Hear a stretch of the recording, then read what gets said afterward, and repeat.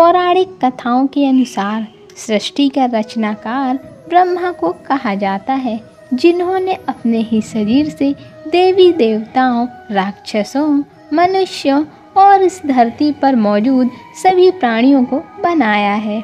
ऐसा माना जाता है कि ब्रह्मा के 4 सिर हैं, जिन्हें चारों वेदों के प्रतीक माना जाता है। लेकिन शुरुआत में ब्रह्मा जी के 5 सिर थे, जिनमें से एक को शिव जी ने क्रोध में आकर काट दिया था। कहा जाता है कि ब्रह्मा ने सृजन के दौरान ही एक बहुत ही सुंदर महिला को बनाया था, लेकिन उनकी यह रचना इतनी सुंदर थी कि वह उसकी सुंदरता से मोहित हो गए और ब्रह्मा जी ने उसे अपनाने की कोशिश की। ब्रह्मा जी अपने द्वारा उत्पन्न शतरूपा के प्रति आकृष्ट हो गए थे और उन्हें एकटक निहारने लगे।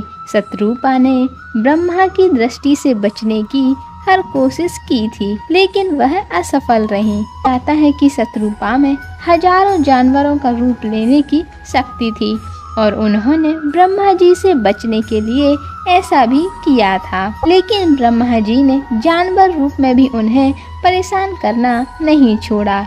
इसके अलावा ब्रह्मा जी की नज़र से बचने के लिए शतरूपा ऊपर की ओर देखने लगी, तो ब्रह्मा जी ने अपना एक सिर ऊपर की ओर विकसित कर लिया, जिससे शतरूपा की हर कोशिश नाकाम हो गई।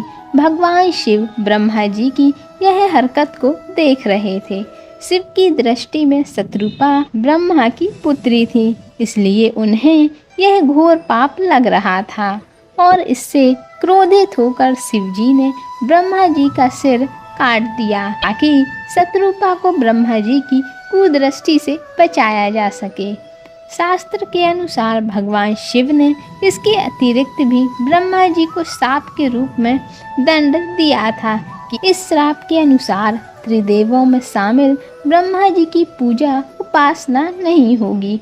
इसलिए आज भी भगवान शिव और विष्णु की पूजा होती है, लेकिन ब्रह्मा जी की पूजा नहीं होती है। एक बार ब्रह्मा और विष्णु जी का यह विवाद होने लगा कि त्रिदेवों में सर्वश्रेष्ठ कौन है, और जब यह विवाद नियंत्रण से बाहर होने लगा, तब अन्य देवी देवताओं ने त्रिदेवों में श्रेष्ठ के अंतर को स्थापित करने के लिए भगवान शिव से मदद मांगी। शिवलिंग को शिव का प्रतीक माना जाता है। शिव का अर्थ है कल्याणकारी और लिंग का अर्थ है सृजन। ब्रह्मा और विष्णु के विवाद का अंत करने के लिए भगवान शिव एक विशाल का युवती स्तंभ रूप में प्रकट हुए, जिसके छोर का कोई पता नहीं था। भगवान शिव ने उन दोनों को चुनौती दी, जो भी इस शिवलिंग के किसी भी छोर तक पहुंच जाएगा, उसी का वर्चस्व सबसे बड़ा माना जाएगा। यह सुनते ही ब्रह्मा जी ने एक हंस का आकार ले लिया और वर्चस्व साबित करने के लिए शिवलिंग की ऊपर की ओर उड़ान भरी। वहीं विष्णु जी ने एक सुअर के रूप में वेश बदलकर शिवलिंग के नीचे के क्षेत्र में उतर गए। जैसे ही कुछ दूर तक विष्णु जी ने यात्रा की, उन्हें एहसास हो गया कि इससे पहले भी भगवान शिव उन्हें मात दे चुके हैं और विष्णु जी लौटकर वापस आ गए और भगवान शिव को प्रधान के रूप में स्वीकार कर लिया। वहीं ब्रह्मा जी ने रास्ते में ऊपर की तरफ बढ़ते समय केतकी के फूल से मुलाकात की और केतकी को यह कहने मना लिया कि वे शिव को जाकर यह बताएं कि ब्रह्मा जी शिवलिंग के सबसे ऊपरी छोर तक पहुंच गए हैं।